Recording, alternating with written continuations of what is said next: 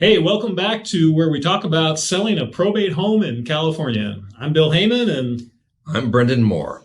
How much is the earnest money deposit when buying a house in probate? You want to know the answer? Let's go.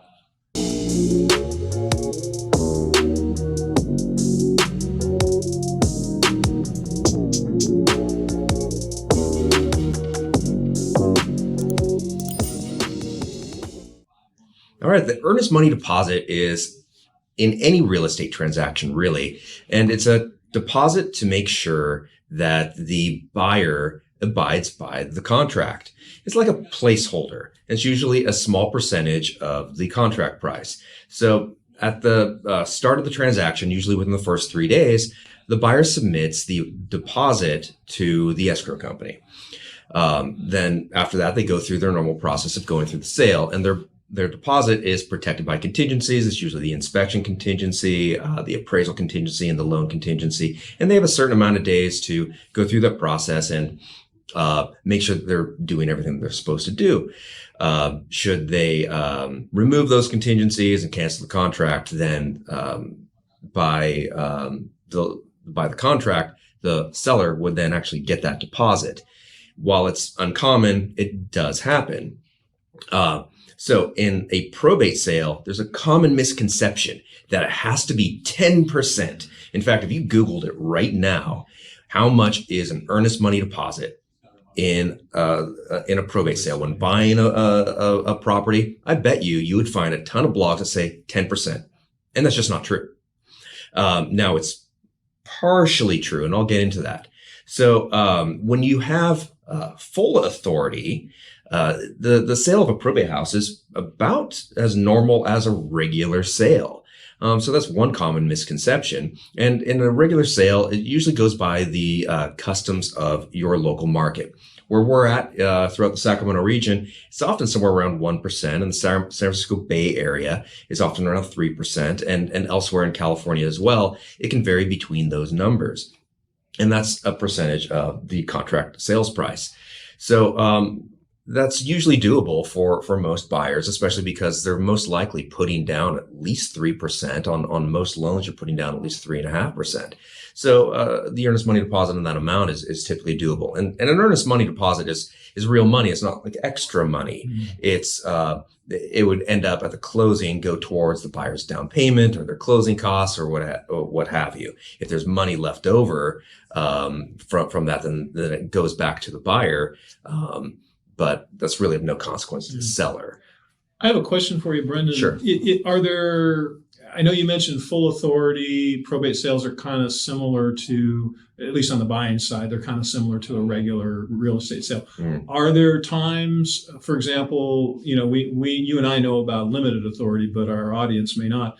Is there a difference with the EMD when it's limited authority, or can there be a difference? Yes, certainly. And that is really the big difference. So when it's limited authority, that's where there's also the somewhat of a misconception where it has to be 10%, but it also may be true in your area. While 10% is not required typically, it's usually advisable, and that's just because of the difficulty in the time frames of a probate sale that is going through the process where there needs to be a court confirmation hearing for the sale, which is what happens when limited authority has been granted. And the reason why 10% is advisable is really because it's a long time. It can be a long time. You could be waiting multiple months just to even get that hearing date. So you want to make sure that you are keeping that buyer in contract.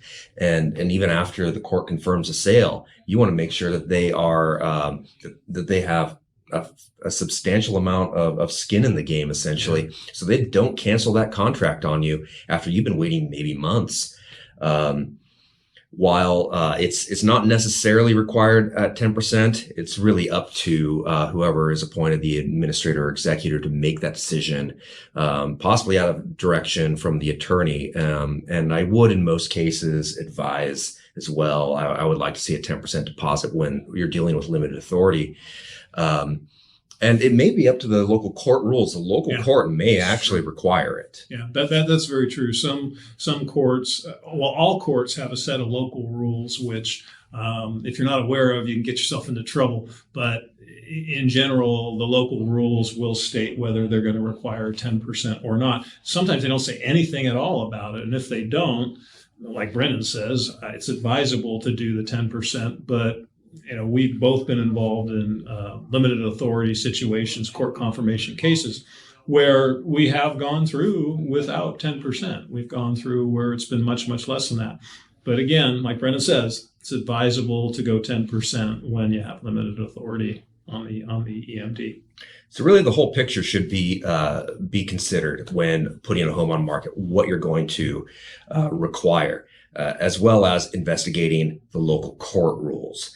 10% may be difficult for a lot of buyers, especially if they're doing FHA, where typically 3.5% of the purchase price is being put down for the loan. They probably don't have 10%. So now you just cut out a whole section, the whole group of possible buyers for that house.